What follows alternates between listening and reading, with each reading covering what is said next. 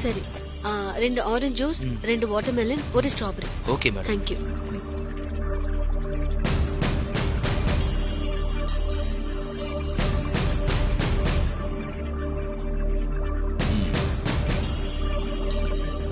வாங்கண்ணே, வாங்க மாமா. Hello sir. உட்காருங்க உட்காருங்க உட்கார்றா. சொல்லுமா. சொல்லு ரசதி, என்ன விஷயம்?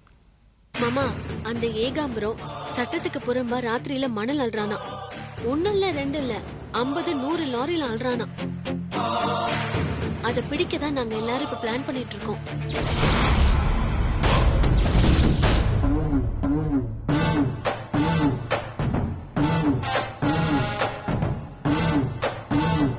அவங்க மணல் அள்ளுற ரோட், எப்படி போவாங்க வருவாங்க எல்லாத்தையுமே மலர் வெடி பார்த்து வச்சிருக்காங்க. Very good.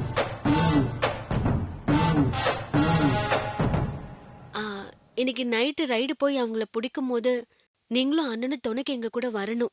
என்னம்மா ராசாத்தி நீ வர சொன்னா நாங்க வர போறோம். என்ன மாப்ள? அதானே.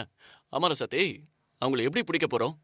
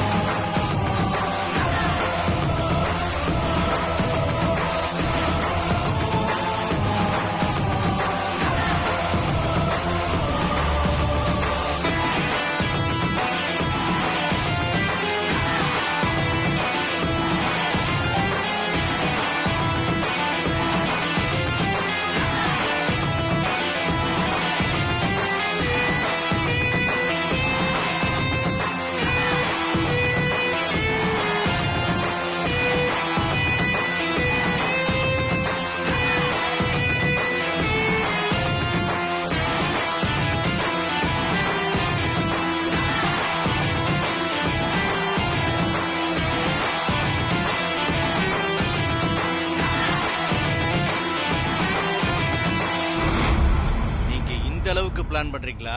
உங்களை எப்படி காலி பண்றேன்னு பாருங்க. டேய் வண்டி எடுடா.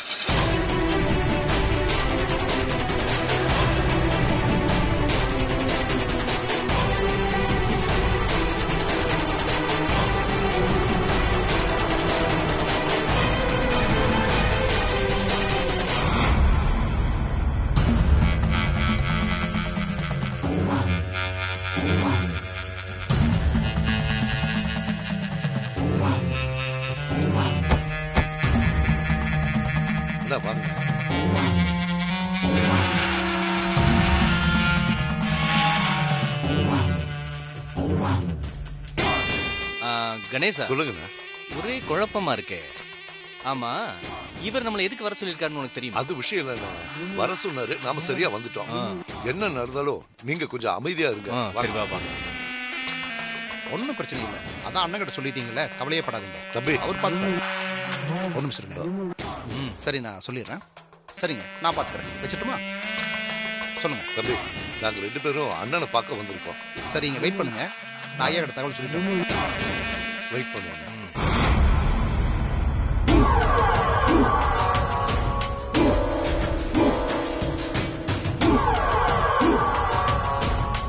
என்ன கணேசா, என்ன விஷயமா இருக்கும்? அண்ணா, எதுவா இருந்தாலும் நல்ல விஷயமா தான் இருக்கும். நீங்க டென்ஷன் ஆகாதீங்க. என்ன விஷயம் ஐயா? உங்களை பார்க்க பரந்தாமனும் மீச கணேசனும் வந்திருக்காங்க. சரி, உள்ள வர சொல்லு. சரிங்க ஐயா. ஐயா உங்களை வர சொல்றாங்க. சரி, உள்ள வாங்க. வாங்க.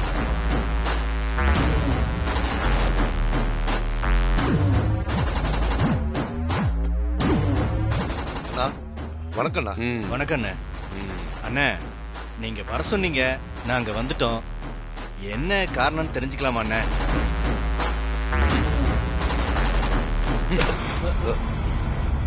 அண்ணா, எங்க மேல ஏதாவது கோவமா இப்படி பத்திரிக்கையை தூக்கி அடிக்கிறீங்க? யோ, இந்த பத்திரிகையை பிரிச்சு என்ன வந்திருக்குதுன்னு பாருங்க.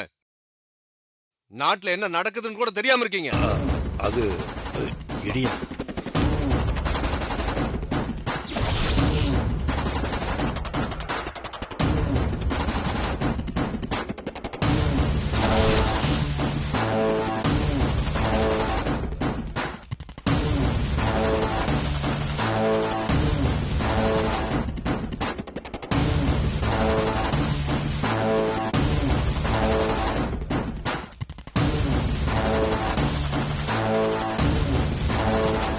என்னையா பாத்தீங்களா நம்ம புகழ் எப்படி எல்லாம் கொடி கட்டி பறக்குதுன்னு? அண்ணே, இதெல்லாம் எப்படி பத்திரிக்கையில வந்துச்சுன்னே தெரியலண்ணே. ஐயா, நீங்க சொன்ன ஆசிரியர் இவருதான். ஐயா ஐயா இந்த ஆளு தான். எதுக்கு அடிக்கிறாங்க? நான் எந்த தப்பு பண்ணலையே. எதுக்கு அடிக்கிறாங்களா? இப்ப பத்திரிகையில இந்த ஆர்டிகல் எழுதுனது யாரியா? யோ பாரு, யார் எழுதுறான்னு பாரு.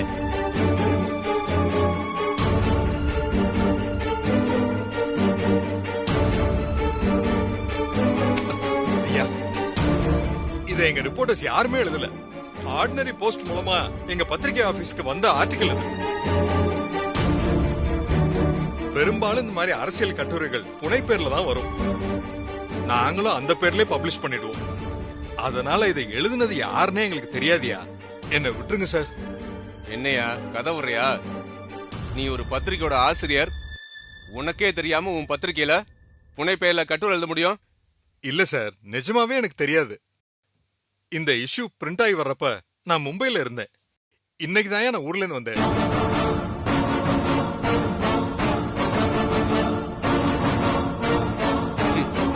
இனிமேல் என்ன பத்தி ஏதாவது தப்பான விஷயம் இந்த புக்ல வந்துச்சு, நீ இருக்க மாட்ட, உன் பத்திரிகை இருக்காது. அப்படிலாம் பண்ணிடாதீங்க சார். இனிமே உங்களை பத்தி எந்த நியூஸும் என் பத்திரிகையில வராது. அப்போ ஒண்ணு பண்ணு. சொல்லுங்க சார். அடுத்த இஷ்யூல என்ன பத்தி வந்த கட்டுரை உண்மைக்கு புறம்பானது, தப்பா பப்ளிஷ் பண்ணிட்டோம் அப்படின்னு மன்னிப்பு கேட்டு ஒரு அறிவிப்பு வெளியிட்டு. கண்டிப்பா வெளியிட்டுறேன் சார். நீ கிளம்பு. சரி சார். ஆனா இந்த ஆர்டிகல் எழுதுனது யாருன்னு எனக்கு தகவல் கொடுக்கணும். கண்டிப்பா தகவல் கொடுக்குறேன் ஓ சார்.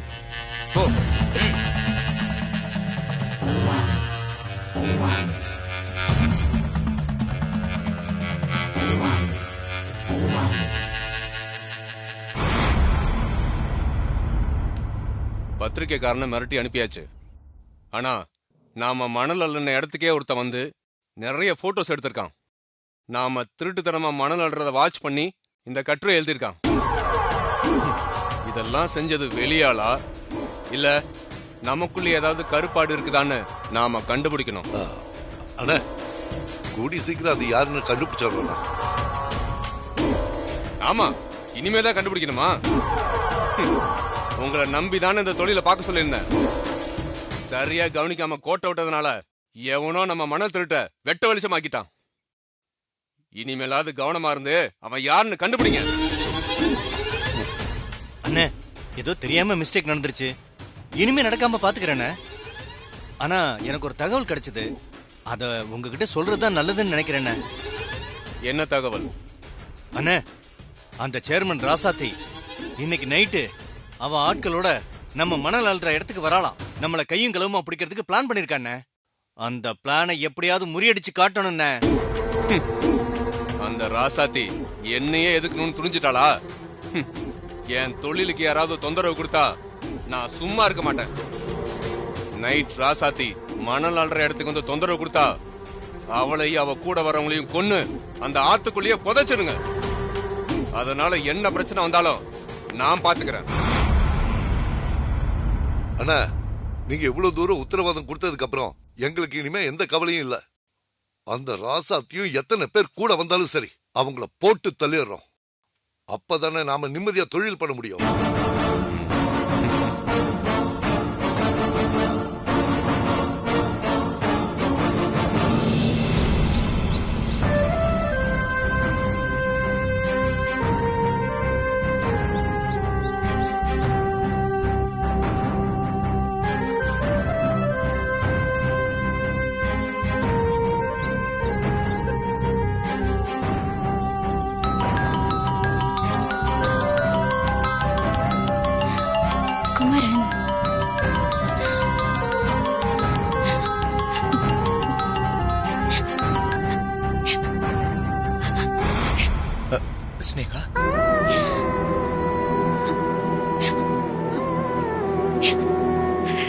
ஸ்னேகா, இப்ப ஏன் அழற? என்னாச்சு உனக்கு? ஏன் அழுதுட்டு இருக்க?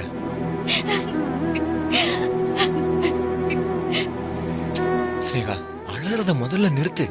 இங்க பாரு, நானே வீட்டுக்கு தெரியாம போன் பண்ணிக்கிட்டு இருக்கேன். என்னால ரொம்ப நேரம் பேச முடியாது.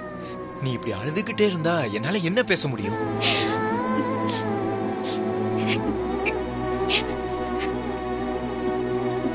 சொல்லுங்க. அம்மா உன்னை பார்க்க கூடாது, பேசக்கூடாதுன்னு கடுமையா கட்டுப்பாடு விதிச்சிருக்காங்க. எதுக்கு கட்டுப்பாடலாம்? உன்னை பார்த்தாலோ பேசினாலோ கண்மணி மனசு கஷ்டப்படுமா? அதனாலதான் இந்த மாதிரிலாம் பண்ணிருக்காங்க. முதல்லதான் என்னை பத்தி யாருக்கும் தெரியாது, பயந்துட்டு இருந்தீங்க. இப்பதான் எல்லாருக்கும் தெரியும்ல. உங்க அம்மா பார்க்க கூடாதுன்னு சொன்னா கூட அவங்களுக்கு நிலைமைய விளக்கிட்டு என்ன வந்து பார்த்தா உங்களுக்கு என்ன? நான் உங்களை நம்பி தானே இருக்கேன். நிலைமைய புரிஞ்சுக்கோ ஸ்னேகா. இன்னும் கொஞ்ச நாளைக்கு நம்ம கட்டுப்பாடோட தான் இருந்தாகணும். நான் வரலைன்னா என்ன? அதான் இனியும் ராசாத்தியும் ஒண்ணு வந்து பாத்துக்குவாங்க.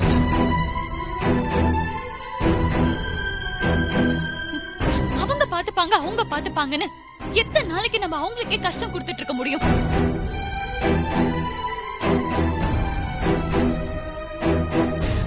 அவங்களுக்கும் வாழ்க்கைன்னு ஒண்ணு இருக்குல்ல, அத அவங்க வாழ வேணாமாங்க? நம்மள பாத்துக்கிறதா உங்களுக்கு வேலையா? இனியும் ராசாத்தியும் யாரு? என்னோட தம்பியும் தம்பி சம்சாரமும் தானே. அவங்க உன்னை பாத்துக்கிறதுல பாரமா நினைக்க மாட்டாங்க ஸ்னேகா. கூடிய சீக்கிரமே எல்லா பிரச்சனையும் சரியாகும். அவசரப்பட்டு எந்த முடிவும் எடுக்க வேணாம். அம்மா இந்த அளவுக்கு மனசு மாறினதே ரொம்ப பெரிய விஷயம். சீக்கிரமே அவங்க முழுசா மனசு மாறி உன்னையும் ரோஜாவையும் ஏத்துக்குவாங்க. அது வரைக்கும் கொஞ்சம் பொறுமையா இரு ஸ்னேகா.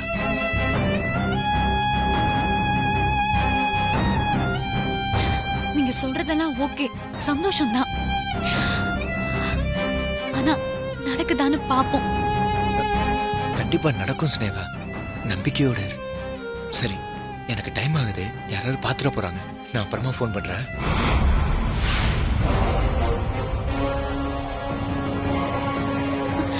என்னங்க?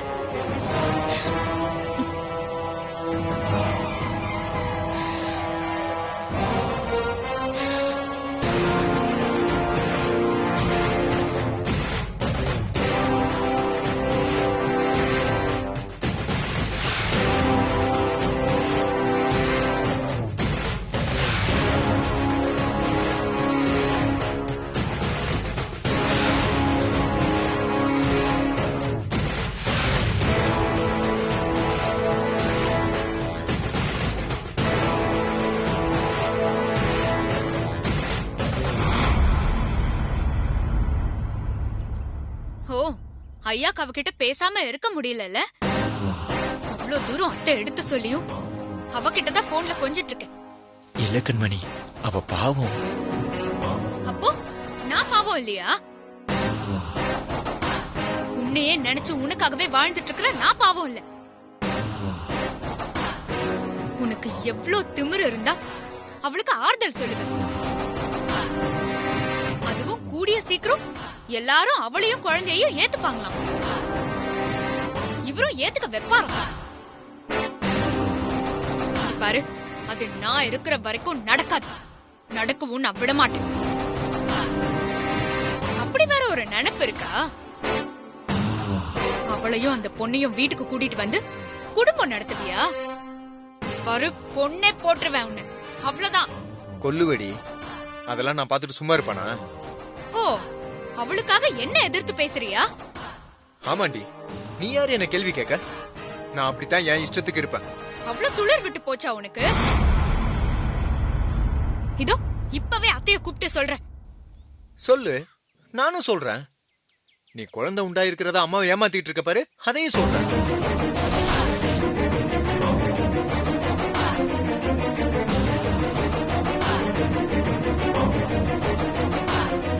ஒழுங்கு மரியாதையா இருந்துக்கோ. ஓவரா சீன் போட்ட அம்மா கிட்ட எல்லா உண்மையும் சொல்லிடுவேன். ஓஹோ, என்னைய மிரட்டுறியா? நான் கர்ப்பமா இருக்கேன்னு போய் சொன்னதே அத்தைக்காக தான்.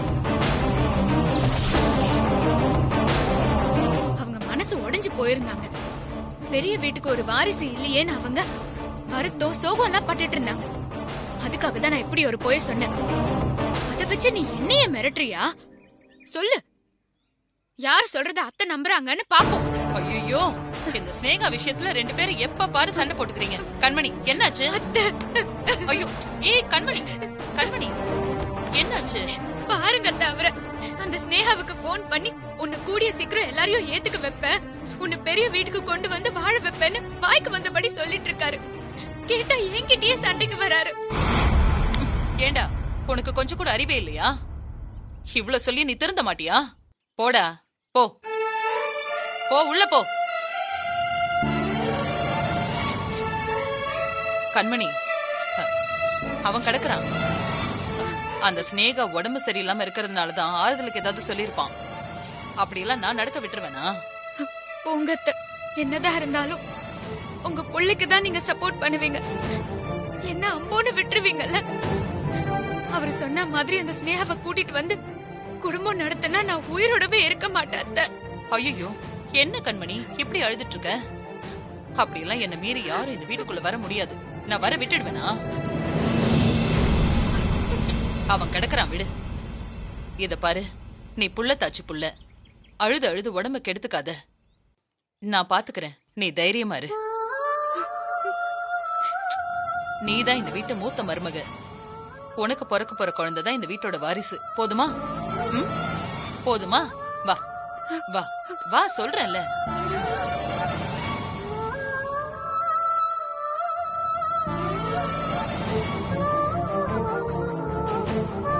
வா கண்மணி. கண்மணி, சம்மந்தி, கண்மணி தேவையில்லாம மனசை போட்டு குழப்பிக்கிறா. இவளை கூட்டிட்டு போய் சாப்பிட வச்சு நல்லா ரெஸ்ட் எடுக்க சொல்லுங்க. போங்க. வா போ கண்மணி.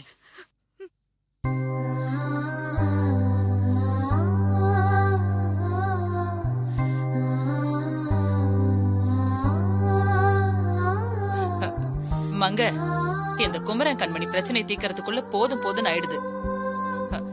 அவங்க 2 பேரும் சண்டை போடாம கொஞ்சம் பாத்துக்க. சரிக்கா.